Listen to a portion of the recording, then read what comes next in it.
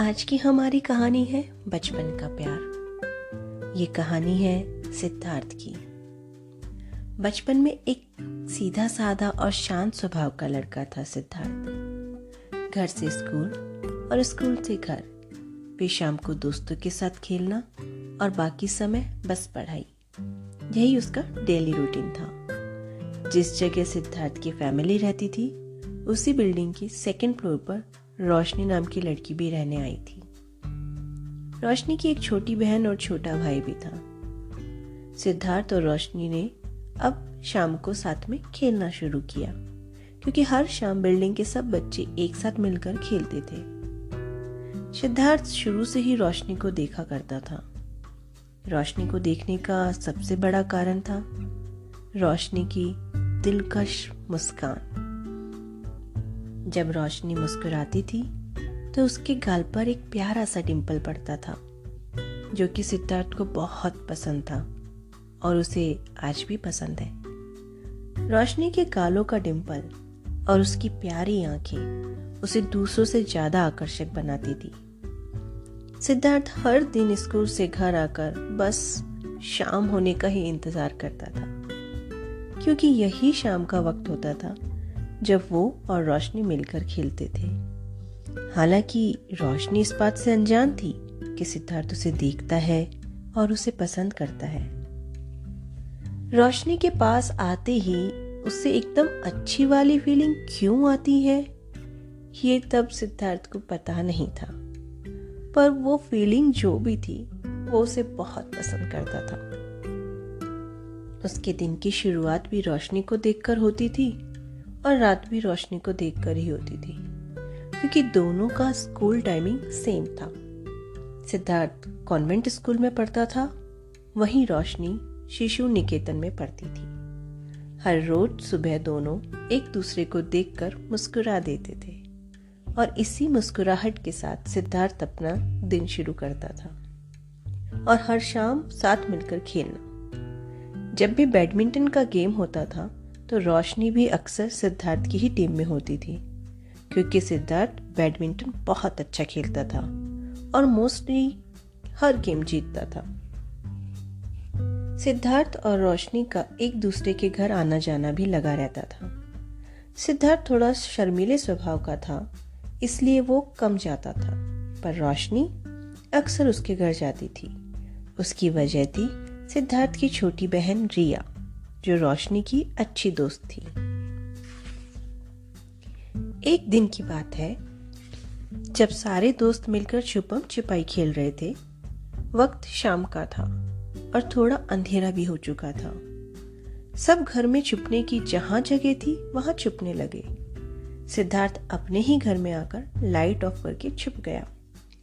उसकी छोटी बहन रिया, रोशनी और एक दोस्त पिंकी भी वहीं छुपने आ गई। उन्हें पता नहीं था कि सिद्धार्थ भी वहीं है। लाइट ऑफ होने की वजह से रोशनी का पैर चेयर से टकराया और वो सिद्धार्थ पर जा गिरी। गिरते ही रोशनी का हाथ सिद्धार्थ की आंखों पर जोर से जा लगा। इस पर पहले तो उसने सॉरी कहा, पर जब उसे पता चला कि उसके हाथों से आंख पर जोर से लग गई है, तो वो मुंह से आंखों पर फूंक मारने लगी ताकि उसे आराम मिले। पर सिद्धार्थ तो कहीं और ही खोया था, क्योंकि वो पहली बार उसे रोशनी की गर्म सांसों को महसूस करने का मौका मिला था। कुछ पल के लिए तो उसे लगा कि वो रोशनी को गले से लगा ले, पर फिर उसने खुद पर कंट्रोल किया। उस दिन उसे पता नहीं था कि वह एक छोटा सा पल उसकी जिंदगी का एक खूबसूरत याद बन जाएगा, जो उसे जिंदगी भर एक प्यारा एहसास दिलाएगा। उसने उस पल को दोबारा जीने की कई कोशिश की, पर वो दिन कभी आया ही नहीं।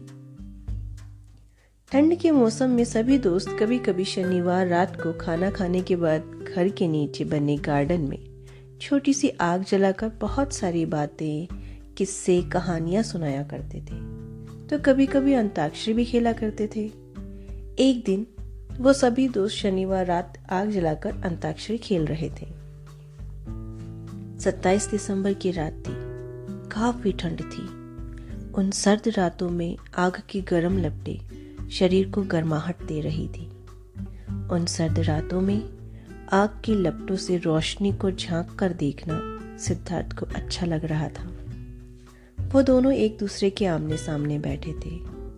उस ठंड में आग की गर्माहट का एहसास सिद्धार्थ को रोशनी की ओर और भी ज्यादा खींच रहा था।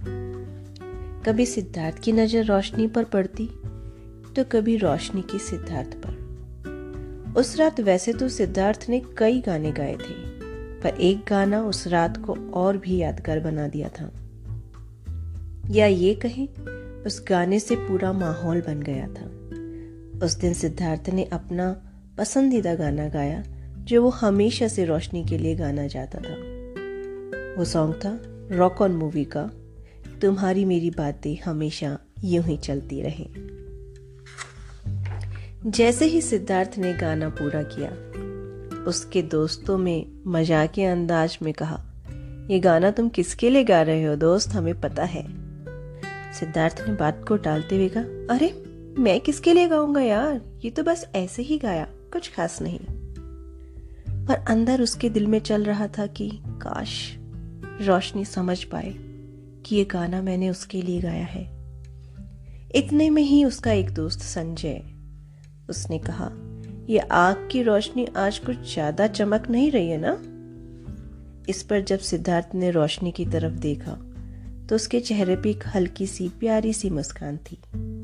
उस रात की वो मुस्कान सिद्धार्थ के लिए बेशकीमती थी, जो हमेशा के लिए आज तक उसके दिल में बसी है। उस रात जब आग की लपटों की तपिश रोशनी के चेहरे पर पड़ रही थी तो सच में रोशनी और भी खूबसूरत लग रही थी। जब दिल में किसी के लिए प्यार हो तो माहौल खुद ब खुद रोमांटिक हो जाता है और सच में ऐसा लगता है कि बैकग्राउंड म्यूजिक चल रहा है। चारों तरफ बस खुशनुमा माहौल। कुछ देर बात करने के बाद सब अपने अपने घर चले गए। प्यार में ना जाने ऐसा क्यों होता है, जिसे हम चाहें सच्चे दिल से वही हमसे क्यों दूर होता है। एक दिन सिद्धार्थ को पता चला कि रोशनी अपनी पूरी फैमिली के साथ चंडीगढ़ शिफ्ट हो रही है, जहां उनका खुद का घर और दादा दादी रहते थे। ये बात सुनकर उसके अंदर एक अजीब सी बेचैनी होने लगी कि अचानक क्या हो रहा है। वो सोचने लगा कि अभी तो मैं रोशनी से मिला था, अभी तो उसे बता तक नहीं पाया कि वो उसे पसंद करता है, और अब एक पल में ही हमेशा के लिए बिछड़ने वाले हैं। रोशनी फाइनल एग्जाम के बाद चले जाने वाली थी। इस बीच सिद्धार्थ जितना ज्यादा वक्त हो सकता था रोशनी के साथ बिताता था।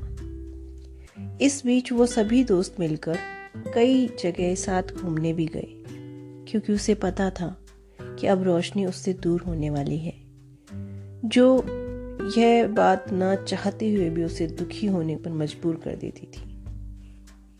इसलिए सिद्धार्थ समय रहते रोशनी के साथ रहकर इतनी सारी यादें बना लेना चाहता था कि जिसके सहारे वो जी सके। यूं ही वक्त बीतता गया और अंत में वो दिन आ ही गया जब रोशनी हमेशा के लिए सिद्धार्थ को छोड़कर जाने वाली थी। शाम को लास्ट टाइम वो दोनों मिले। रोशनी दिल से तो उदास थी, पर फिर भी हंसते हुए सिद्धार्थ से मिली। रोशनी ने कहा, सिद्धार्थ, मुझे तुम्हारे साथ बिताया वक्त याद रहेगा। तुम बहुत अच्छे हो, हमेशा ऐसे ही रहना। हमने कई सारे पल साथ बिताए हैं, चाहे वो फेस्टिवल सेलिब्रेट करना हो या एक दूसरे के बर्थडेज या शनिवार रात की बातें। वो कहे जा रही थी कि सिद्धार्थ अपने इमोशंस को रोक नहीं पाया और आखिरकार उसने अपने दिल की सारी बातें उससे कह दी। उसने कहा, रोशनी, मैं तुम्हें बहुत पसंद करता हूँ। आई रियली लाइक यू रोशनी। और साथ ही साथ ये भी बता दिया कि कैसे वो उसे छुप छुप कर खेलते हुए देखता था। उसने कहा, जब तुम हंसती थी तो खुशी मुझे होती थी, और तुम्हारे दुखी होने पर मैं दुख महसूस करता था। तुम्हारे साथ बिताए पल मैं डायरी में नोट करता था। ये सब बातें सुनकर रोशनी हैरान भी हुई और इमोशनल भी। उसने कहा, तुम ये सारी बातें पहले नहीं कह सकते थे? बताया भी तो अब, जब मैं जा रही हूँ। इतना कहकर वे उसे छत पर मिलने को कहा। छत पर उन दोनों ने बहुत सारी बातें की और रोशनी ने कहा कि कभी मौका मिला तो पापा से कहकर मैं कभी कभी यहाँ मिलने आ जाऊंगी। इतना कहकर वो जाने लगी और सिद्धार्थ उदास होकर सर झुकाए बैठा रहा। रोशनी ने कुछ कदम चलने के बाद वापस उसे मुड़कर देखा और पता नहीं उसे क्या हुआ, वो सिद्धार्थ के पास आई और उसे जोर से गले लगा लिया। शायद रोशनी ने सिद्धार्थ के दर्द को उसकी आंखों के जरिए समझ लिया था। पहली बार सिद्धार्थ ने रोशनी को अपनी बाहों में लिया। उस दिन उसने महसूस किया सुकून, ऐसा सुकून जो पहले कभी नहीं फील हुआ। उसे लगा मानो वक्त थम गया हो, सब कुछ रुक गया हो और उसका दिल भी मानो रुक गया हो। इतने में ही रोशनी ने उससे कहा कि चिंता मत करो, मैं तुम्हें चंडीगढ़ का फ़ोन नंबर दे रही हूँ, इस पे संडे शाम को फ़ोन करना। और उसने सिद्धार्थ को गुड बाय कहा और अपना ख्याल रखने को कहकर चली गई। फिर उसी रात करीब 12:30 बजे उसकी फैमिली सारा सामान ट्रक में लोड करके जाने लगी और सिद्धार्थ अपनी खिड़की से बस उसे जाते हुए देख रहा था। सिद्धार्थ इस बात से खुश था कि रोशनी ने कई बार उसके घर की खिड़की की ओर देखा। शायद रोशनी को नहीं पता था कि सिद्धार्थ भी उसे देख रहा है, क्योंकि उसके रूम की लाइट ऑफ थी। वो उसे चुपके से देख रहा था। कुछ देर बाद वो चली गई तो सिद्धार्थ भी घर के बाहर निकला और आखिरी बार उसे जाते हुए देखता रहा, जब तक कि वो उसकी आंखों से ओझल नहीं हो गई। तो ये थी सिद्धार्थ के बचपन के प्यार की कहानी। कैसी लगी बताइएगा कमेंट बॉक्स में। फिर मिलेंगे किसी दूसरी सच्ची या काल्पनिक कहानी के साथ। लेकिन ये बताइए, सिद्धार्थ की ये कहानी सच्ची थी या काल्पनिक?